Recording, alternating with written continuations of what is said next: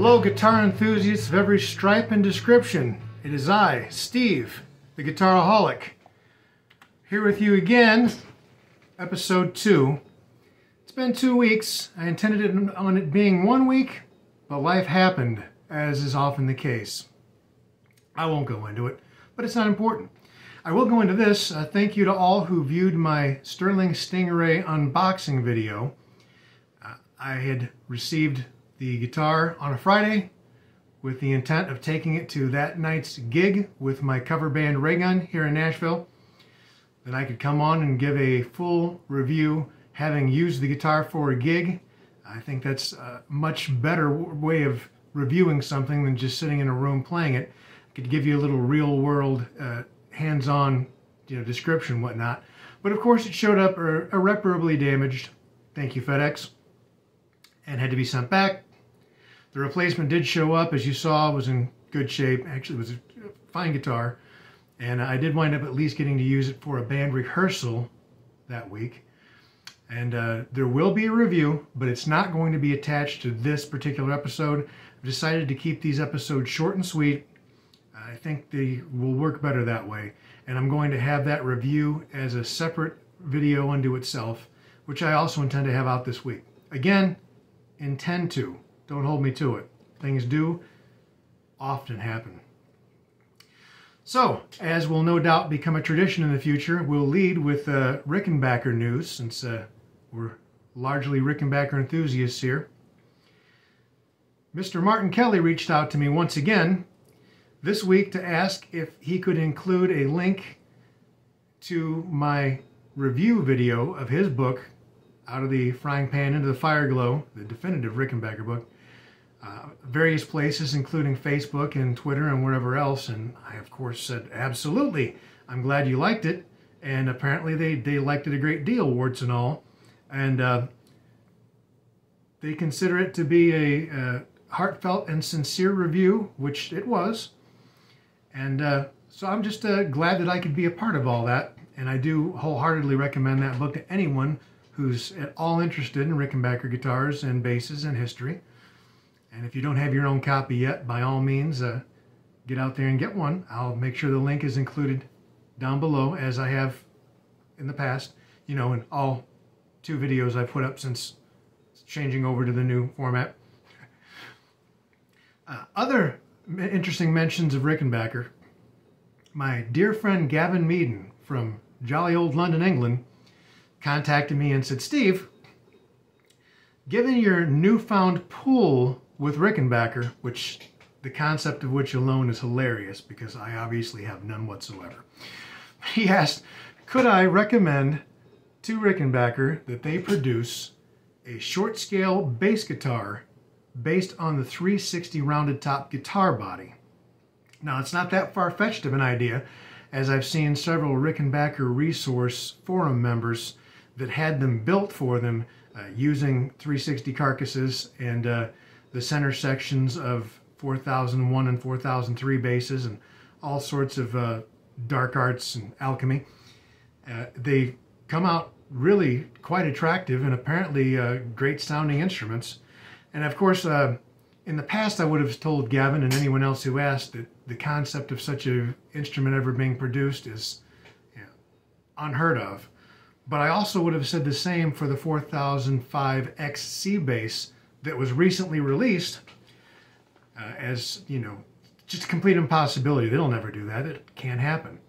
But apparently, Ben Hall is quite a bit more open to new ideas than his father was. And anything's possible. So Ben, if you happen to see this or hear about it, consider this a 30-inch scale bass based around a 360 body.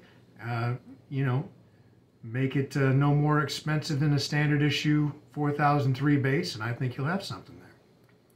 So that's my 2 cents, as it were. Now onward. Let's see, other guitar news. What have I seen this week?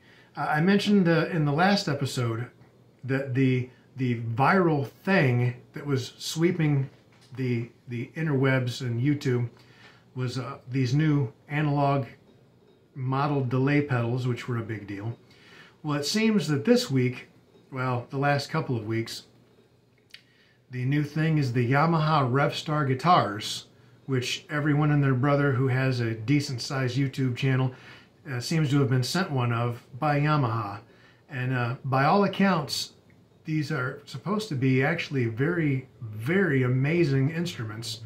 Now granted, the top-of-the-line model, the Pro, you would expect to be a top-of-the-line instrument since it's something like $2,000. The standard models, which come in at about $799, apparently are great as well. But the real shocker is that the entry-level model called the Element is apparently the real star of the show, coming in at $499 and offering 90% of the features and playability of even the Pro model. I was watching one of the many YouTube channels that I watch, In the Blues, with Shane from Australia, and he did a review of both the Element model and the higher end standard model, and wound up liking the Element better. So if you on here are interested in seeing a review of one of those, I'm actually kind of curious. I might be willing to pull some strings and come up with one of these Yamaha Elements and RevStar Element and give that a review. But let's see first what happens with my Sterling review, if you like that. If you're not interested in reviews, then I just won't bother. But if you are, let me know. Mention it in the comments below. But I'd like to get my hands on one of these RevStars. I'm curious. So speaking of getting my hands on things, as you no doubt saw from the tagline of this video, this particular episode is going to feature my 12-string journey. I've been a 12-string enthusiast since I was a kid, being a huge fan of the Beatles and the Byrds, and later, of course, of REM and the Smiths and virtually anything else with 12-string attached to it. The second electric guitar I ever owned, all the way back in 1985, was a Hagstrom 12-string electric that I found for $75 in the local newspaper classifieds. Sadly, in 1987 on Christmas Day, it was stolen in a house burglary from my home and never seen again.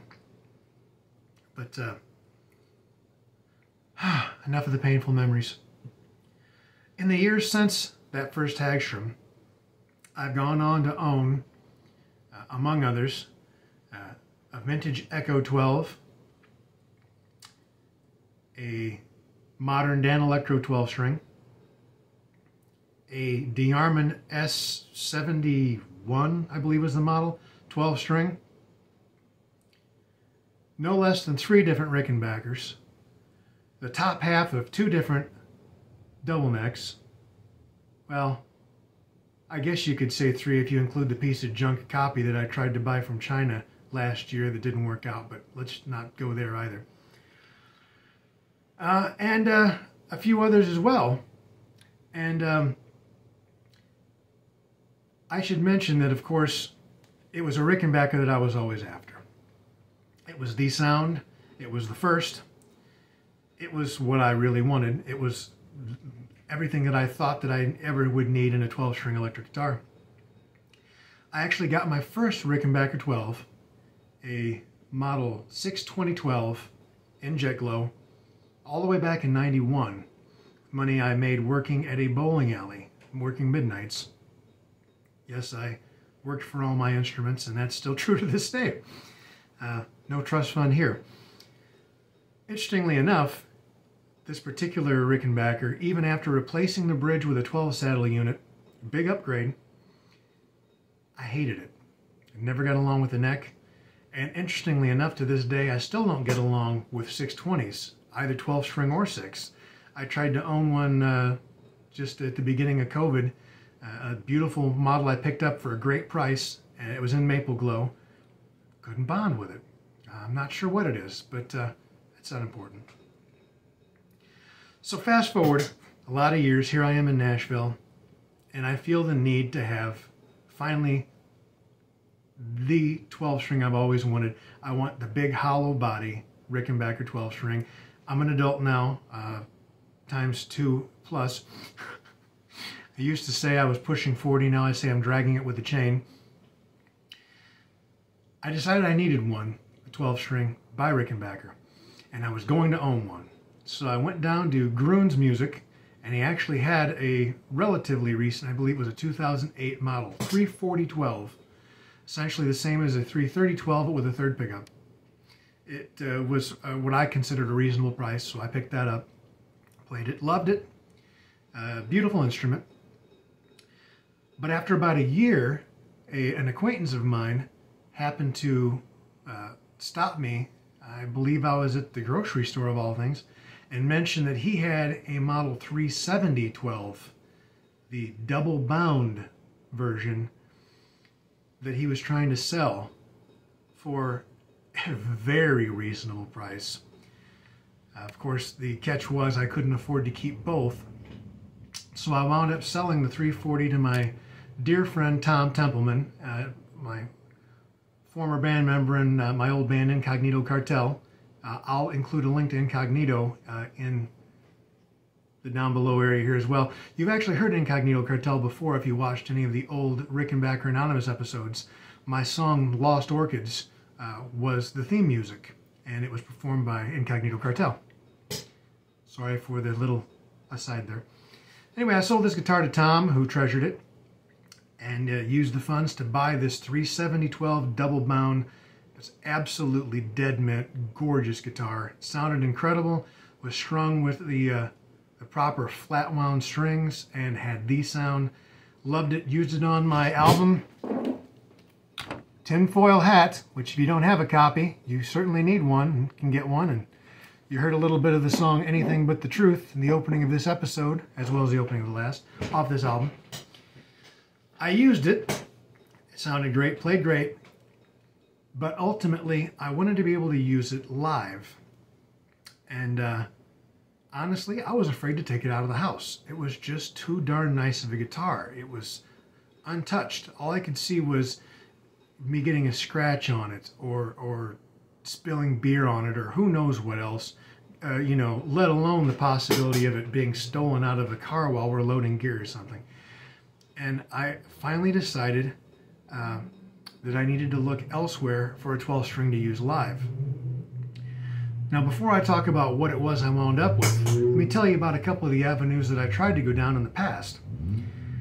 I determined back in the early 2000s that I really enjoyed the shorter necks of Fender Jaguars and Mustangs. 24 inches felt good to me.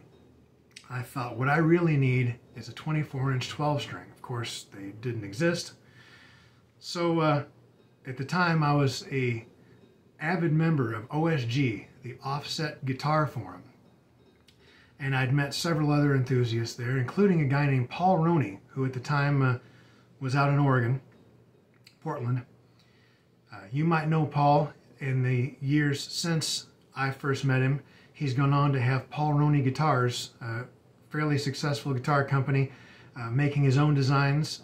He even had one of his instruments on the cover of Premier Guitar magazine a few years back. So good for you, Paul. Anyway, I got a hold of Paul and said, "Hey, Paul, you're a amateur luthier, and I'm useless with my hands to do anything except play guitar. Do you think if I sent you a Jaguar, you could convert it into a 12 string?" He said, he answered, I don't imagine that would be a problem. He goes, I'm sure anything that I come up with that is a problem I can overcome. He said, just find yourself a decent donor and we'll look into it. So I ran an ad on at the time I was living in the Chicagoland area. I ran an ad on Craigslist looking for an old Jaguar of sorts, and was contacted by a kid. I say a kid because I was in my late 30s at the time, and he was in his early 20s, so to me he was a kid. He had a made-in-Japan Jaguar that he had Cobained, which is to say he routed out the pickup cavities with what looked like a screwdriver, a butter knife, and a hammer, put in some Seymour Duncans, and made his apparently temporary dream guitar because he wasn't in love with it anymore. And he wanted to trade it to me for my then 12-string Dan Electro that I'd been using. So let me show you what I wound up with from Paul Roney. This is the Jaguar X, or the Jag X as I like to call it. This is actually a 10-string Jaguar. Everything is doubled, as a standard 12-string would be, with the exception of the low E and A strings, which I actually have strung with extra large strings to kind of make up for the loss of volume by not being doubled. What happened was Paul determined that this headstock wasn't going to have room for 12 tuners, but he could get away with 10. And here's Paul's logo, which you can kind of make out. He did much better in the future, but he still used more or less the same logo. So this was a great guitar, and it served me well. I used it for a lot of Incognito Cartel gigs. Big problem I ran into with it, in spite of the fact that it played flawlessly and still does, is that for whatever reason it had a ridiculously high output. I mean, it would drown any other guitar out. I still don't know why. Maybe the proximity of the strings, maybe those Jazzmaster pickups Paul put in there are some high-end Seymour Duncan high outputs. I don't know. We never discussed it. I just know that in order to make it balance with my Rickenbacker 6-string, I had to use an underdrive pedal, which is to say a pedal that actually cut my gain, just to bring down the level of that to match my other guitars. That was a bit of a pain. And so I more or less retired that guitar. I still use it for recordings and things. But that was the story of the Jaguar X. Now also, in the early 2000s, the Eastwood Company, which a lot of you probably know now is the company that does reissues of sorts of obscure 60s guitars, it's also some 70s, of new Chinese-made, basically copies of old designs that have been abandoned. But not many people realize that the first product that Eastwood offered wasn't an abandoned design. It was actually a copy of the venerable Vox Phantom. Now this particular guitar, you can see Eastwood. Sorry about the glare from the monitor. This was part of the first batch of designs that Mike at Eastwood ever came out with. And soon after the first batch or two, he got a cease and desist letter from Phantom Guitar Works, also out of Oregon, coincidentally, who had come to own the design to both the Phantom and the Mark series, which is the sort of teardrop spoon-shaped instruments. Now that Eastwood Phantom I held on to, it's got a great extra wide neck, very thin but wide, plenty of room to get around on. Its only flaw, if anything, apart from being slightly neck heavy, but so was the original Vox it was copied from, it had kind of underwhelming pickups. Even raised as far as they'd go, they weren't very high output and they were quite far from the strings. So I had to use a boost pedal to bring the level of that guitar up to my 6 strings when I used it live. Also used that some with Incognito Cartel. So that brings us to the current day when I needed a 12-string to play live, was afraid to take out my good Rickenbacker. I happened into a pawn shop and come across this. This is a 1988 Greco guitar. This is a Japanese-made Rickenbacker copy. It's kind of hard to tell from looking at it, but it's actually 1 inch smaller than an actual Rickenbacker. Doesn't feel like it, doesn't really look like it, but it is. It's not a perfect copy by any stretch of the imagination, but it does have the right type of neck attachment. It has literally 90% of the sound of my 370. It plays great, and I'm not afraid to beat on it. I got that for a really great price, and shortly thereafter decided that I was going to just sell that 370 rather than holding on to it, and I wound up taking it here in Nashville to Carter's Vintage Guitars, where they put it on consignment, and I wound up doubling my money on that just a month ago. So I'm very happy with this Greco. I think I would recommend it to anybody. I'm sure that no member of the Hall family would approve, but at least it's not a modern day Japanese copy. Sorry, Chinese copy. This is a Japanese. I think these were only made for domestic use anyway. They weren't intended to leave Japan. Although you can find them, they're around. They seem to be going for somewhere in the neighborhood of $1,500 on eBay these days. Or if by chance you can find one on Reverb before it gets taken down. I paid roughly half of that for mine. Wonderful instrument. So that brings you up to speed with my 12-string journey. As I said, I've continued to buy other 12s. I've eventually found another Hagstrom, just like the one that was stolen from me back in the 80s. I've had several other, usually low-end 12 strings that I've tried, and a couple of high-end 12 strings that I've tried. I've had a couple of double necks. I've had a lot, and I've enjoyed them all, but I can honestly say that nothing has made me as happy as this Greco. So those of you out there that think it's an abomination, I apologize. To those of you who are interested in finding a way to get a great 12 string for a whole lot less money, it's definitely something to consider. And of course there are new options as well. I recently happened to catch a video about the new Reverend Airstream 12, which really has me interested. It's a neat design and supposedly plays every bit as good as any 6-string, which I guess I'd have to try for myself. Because I'm a bit skeptical, but hey, it's possible, right? Anything's possible when it comes to guitars these days, technology. So that's what that is all about. I'd be curious to hear your 12-string journeys, your stories, the ones that got away, the ones you covet, the ones you have. Mention below in the comments what your dream Rickenbacker 12 is, what your dream non-Rickenbacker 12 is, what 12 you use, which 12 you want. We'd all be curious to see and hear.